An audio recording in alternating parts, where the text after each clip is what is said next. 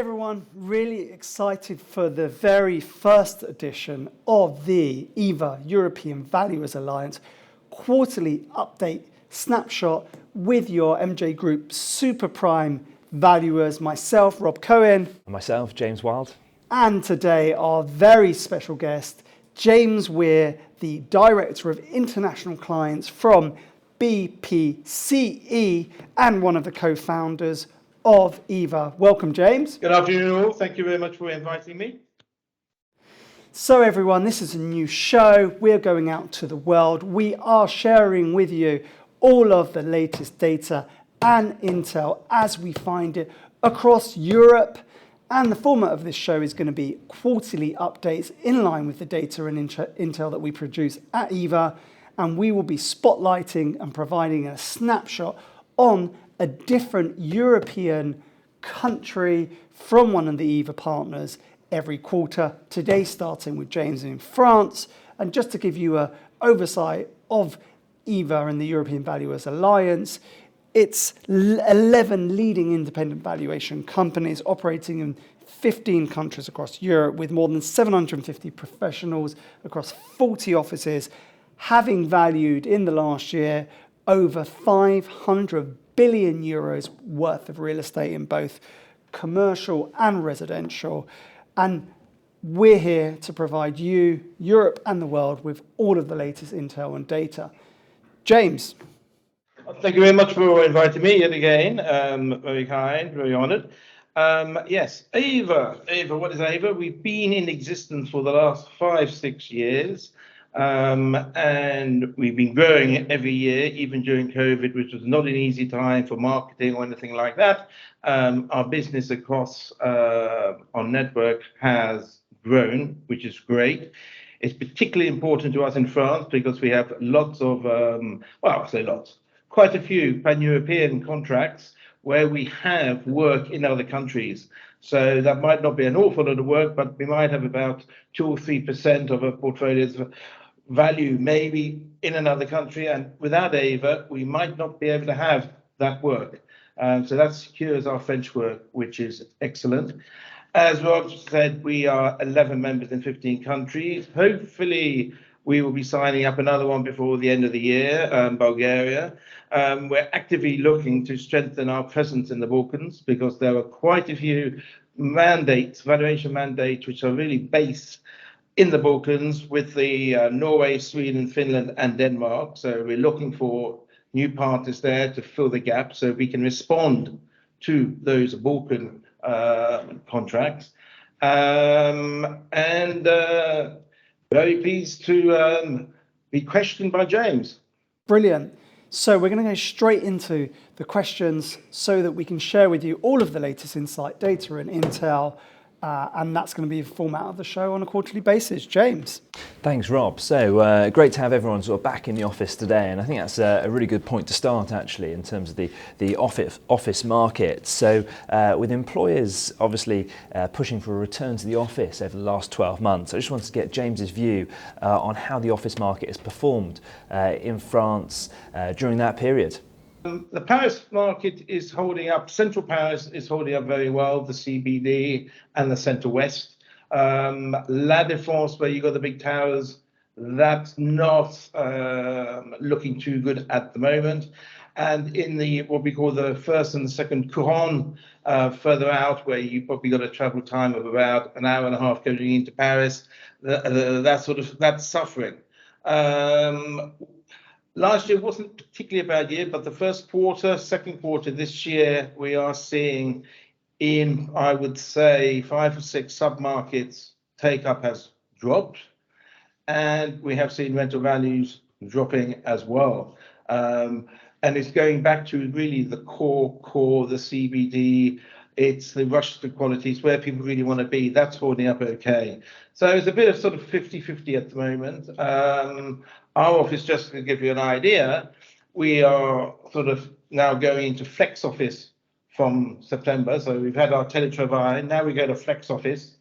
And us as a banking group, BPCE, which is Banque Populaire Caisse d'Épargne, we are doing what lots of other banking groups are going to be doing, and we are reducing our space by about 40% over the next 5 years. So, being the third largest bank in France, if we do that and everyone else does that, well, the mathematics, we can see what it's going to do to the market. Yes, thank you, James. So it sounds like our sort of hybrid working, as we call it here in the UK and London, is the equivalent to your sort of flex office environment. And it sounds like the office providers and also the employees are starting to adapt to that model. And I've noticed one thing in London, offices have become a little bit more proactive in just in terms of the arrangements of their office, trying to really encourage people back to the office. Is that something you've seen at all in Paris and France?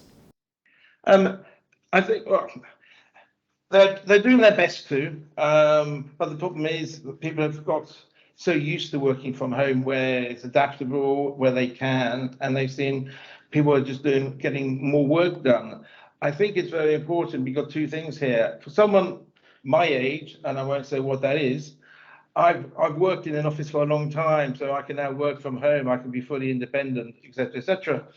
But I think it's very important for the younger generation who are just starting out, particularly, I don't know, 24, 25, 26-year-olds, who they need to go into an office. They need to have client meetings, and they need that discipline. And I think those are the people we've got to try and get back in the office and nurture. I think that's going to be very important going forward. Yeah, definitely. That sort of on-the-job sort of training and interpersonal skills, which you do get from being face-to-face, invaluable. I think that brings us on very nicely to the residential market and the demographics there. But across the UK, we sort of coined the expression the race for space, whereby a lot of city residents were moving into more suburban areas. Was this the case that you saw in France, and has this trend continued at all in the last 12 months? It has continued, and it is continuing. People just want greener space. I can understand that. They want more. They're working from it, they just need more space. And we have seen, well, let's just say Paris for a moment. We've got three markets in Paris. The market, which is around the 10 to 11,000 euros a square meter, that's suffering. And there we're basically seeing over the last 12 months, values have been dropping slightly, which is quite unusual for Paris. Then we have the segment, which is between the 15 to 20,000 euros a square meter. That's holding up okay because there isn't an awful lot of it, and people are rushing to put their money into residential because it's such a safe haven. And then we have the Superprime of more than 25,000 square meters, and that is still incredibly hot. I valued something not that long ago, 500 square meters in central Paris, and it did not shock me at all to say it was worth 25,000 euros a square meter. And that's for someone who comes to visit his flat twice a year. The suburbs, yes, the prices have gone up. I mean, where I live, the values have probably gone up in the last year and a half by about 15%, which pleases me, but I'm not moving, so it's pretty immaterial. Yeah, no, thank you, James. Again, it's something we've seen here in London, across many of the other cities in the UK, coined a little bit of a sort of donut effect, whereby the centre of those cities has had a bit of a sort of outward migration for people moving to the suburbs. And sort of holistically across some of those markets, Rob, I think similar to France, maybe about a 15% sort of growth in the last 12 months on sort of a national average level. But just moving on to some of the superprime sectors in France, I know we touched upon it just then, but how have those performed, James, in the last 12 months? Well, the other cities, they've just found that prices going up. I mean, that we're talking Toulouse, Bordeaux, Nantes, Rennes, Lyon.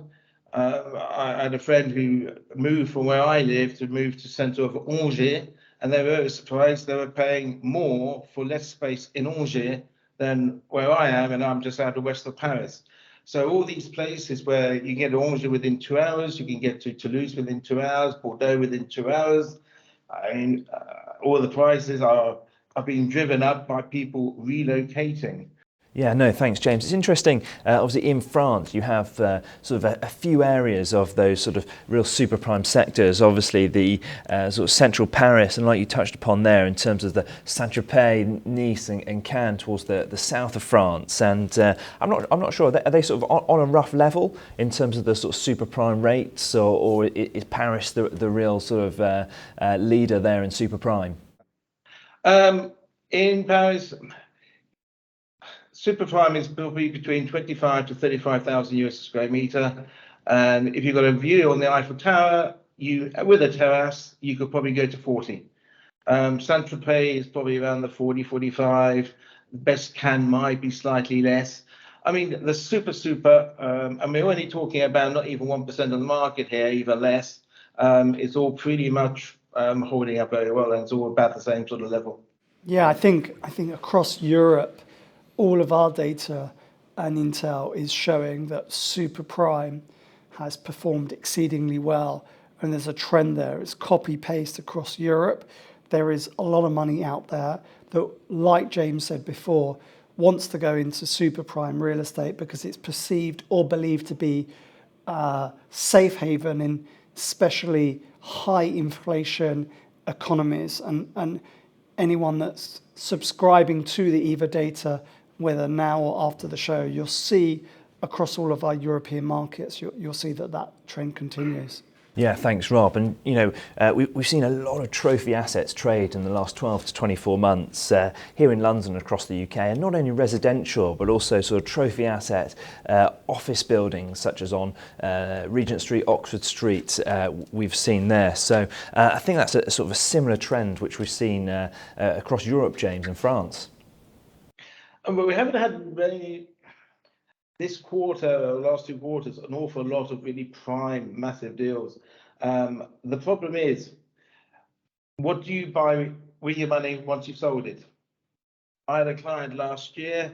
He had an offer on something I valued 15% above my valuation. Well, which embarrassed me slightly.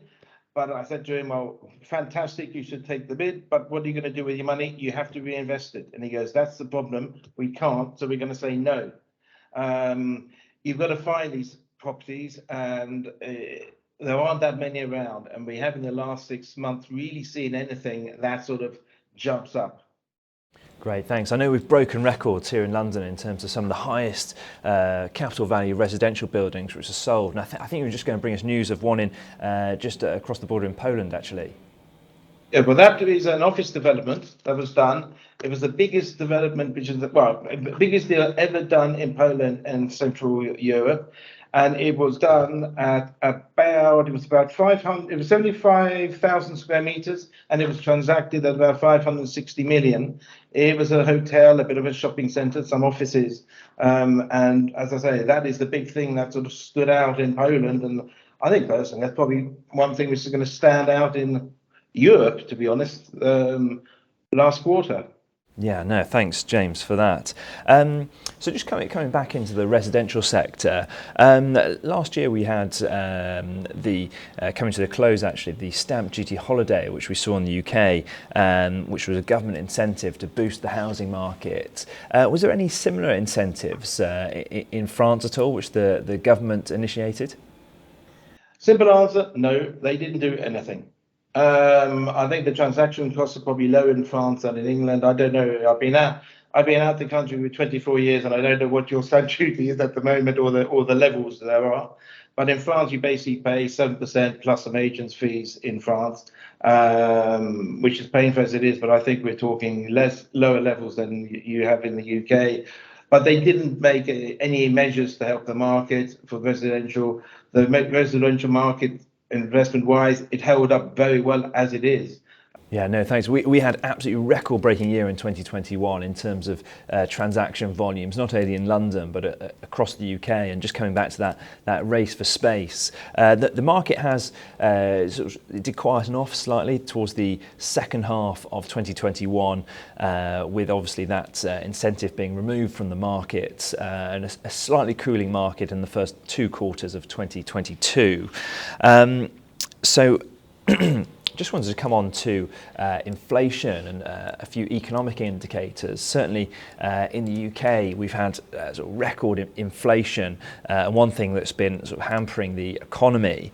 Obviously, in France, inflation has risen from just under 3% in January 2022 and up to over 5% now as of May, so quite a sharp rise there. Obviously France, being part of the Euro and the ECB, hasn't had the ability to control its own interest rates. I was just wondering if there's been any sort of government intervention there just to try and dampen the inflation and maybe boost the economy somewhat. There hasn't, but you're right about the inflation. I was at a conference yesterday, the 14th Assis, which is a big French thing they do every year, and there was economists talking about inflation and the effect it could have on the yields. And the big fear is, I know in the UK you're talking about maybe inflation hitting 10% in this year, at the end of the year. France is already, I think, about 7 or 8%. And who knows when it's going to stop. But the fear is as inflation goes up, yields are going to go up because borrowing rates are going to go up, OAT is going to go up.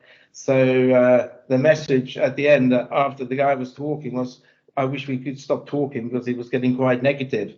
But the fear is what the impact inflation is going to have, because we haven't had inflation of any sizable level for so long. The fear is the yields might jump 50 bits. I don't know. If you go from 7 to 7.5, that's painful, but it's not as painful as going from 2.5 to 2.75. So. Yeah, definitely. I think it's certainly a global and European issue across most countries, that inflation. It's just at what point people maybe start to, maybe invest, or their sort of investment decisions are then based on inflation and what returns and yields they can get, whether it be sort of in the residential sector or commercial or even industrial sectors there. Yeah, I mean, let's just remember, everyone, historically, investors and institutions love driving into real estate through inflationary markets, as they believe it's a great place for investment to protect from the macroeconomic and fiscal policy. Historically, that is. Currently, we're in different economic conditions off the back of multiple changes in economies through the Eurozone, quantitative easing, to now the challenge of inflation and interest rates all at the same time. So what we're facing at the moment is a multiple layered fiscal policy and economic variables that we probably haven't faced previously. What I'd like to touch on, James, and it's really the hot spot and the talking point of most of Europe, is the logistics, warehousing and distribution market. It's really where everyone is going and heading. I'd love to have an insight of what's happening in France and maybe share with us some EVA data and intel of what it looks like across our pan-European partner zones. It's quite simple. In France, prime logistics is a smidgen under 3%, which is a level which is quite shocking, but I'm no longer shocked, if you know what I mean. I remember back in 2007, the hottest the market got to was 6.2, and everyone thought, oh my God. But now, something slightly under 3% is not shocking. I know there was a deal done on the outskirts of Paris at 291 just after Christmas. And I think there are three reasons why it is so hot. We're actually seeing rental growth in logistics in France, which we've never really seen. It's normally over a 10-year period, it will go up and then it'll come down, but every 10 years you get to the same sort of level. But now we're actually really seeing rental growth. It's not just down in Toulouse or Bourges or Doge, it's a bit everywhere. Obsolescence is no longer an issue. We used to always say logistics, I'm sorry, after 20 or 30 years, you knock it down and start again. You don't. There is no obsolescence on a warehouse. You just give it a coat of paint, and you got the costs of holding it. It's not like an office building which you have to refurbish every 10 years. For logistics, you just let it and let it go. And also, there was a new law that was passed in France. You can't just build logistics everywhere.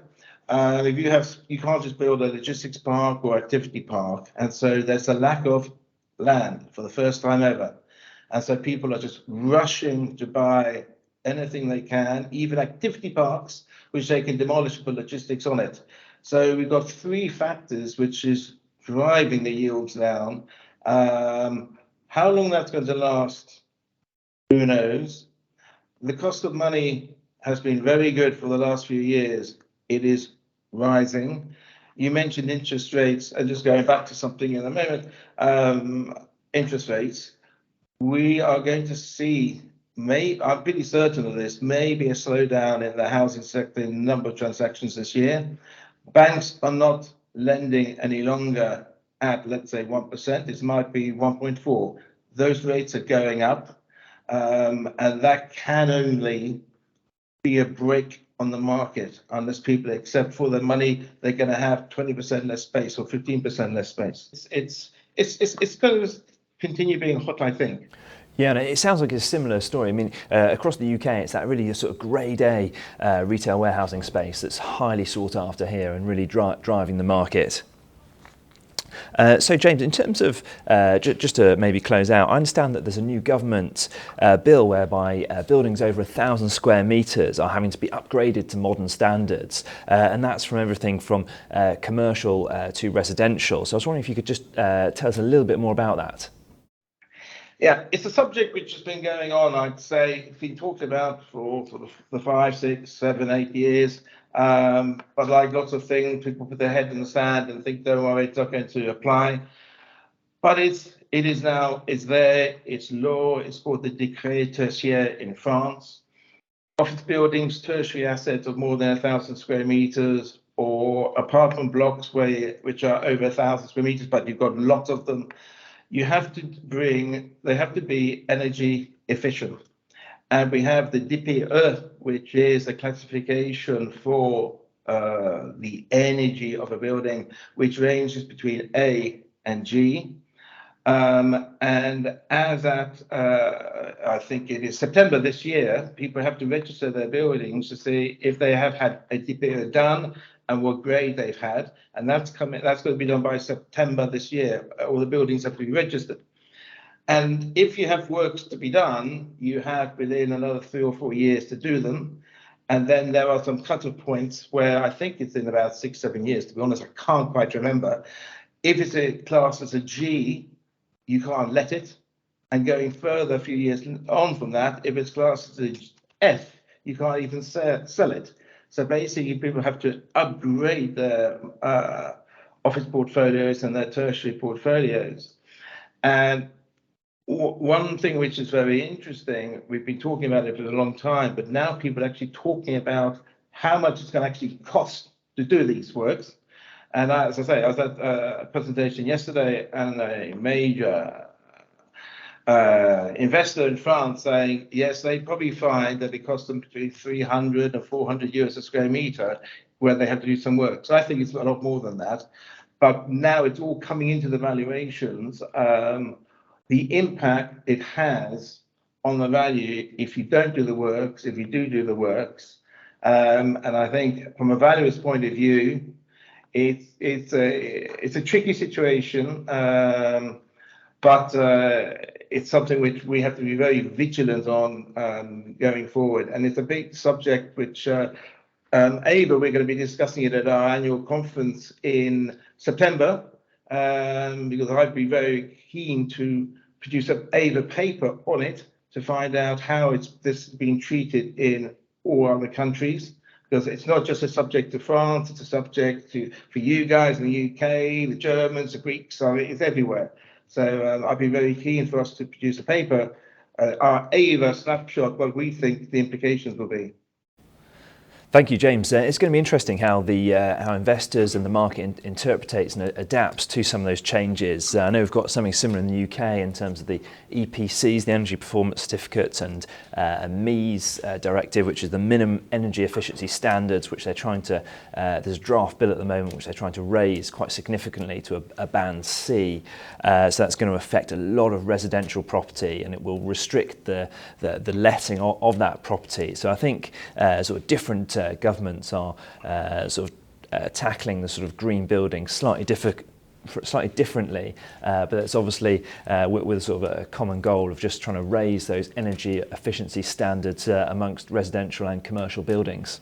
One thing, in France, when we had all the BREEAM certifications, HQE certification, at the time we had lots of clients saying, well, what percentage of my value is the fact that I have this? And our reply 9 times out of 10 was, I can't say 10% of your value is because you've got this. However, by having this and having done the works, you have limited your downside. So what we can't say that 5 or 10% is linked to having done it, but we're just saying you've limited your downside when it comes. Yeah, I think some of those changes are going to become ever so more tangible in the coming years. Absolutely, I see that as well. Brilliant first show for EVA with our quarterly updates and our snapshot on the second quarter from France, more specifically. If you want all of the latest intel and data from EVA, please subscribe, follow the link so you can capture all of the yields across Europe for the retail market, the office market, and logistics. And you can get all of that information first and fastest through the EVA platform. And we will be back with you in quarter 3, where we will go to another EVA partner and we will provide another snapshot and another quarterly update on a different country from the European Valuers Alliance platform. Great having you. Hope you enjoyed the show. Great intel and data from James and James. And we will see you again across all of the platforms in the next quarter. Thanks, everyone. Thanks, James. Thanks, James. Thank you. Thank you very much, James. Pleasure to have you on the show.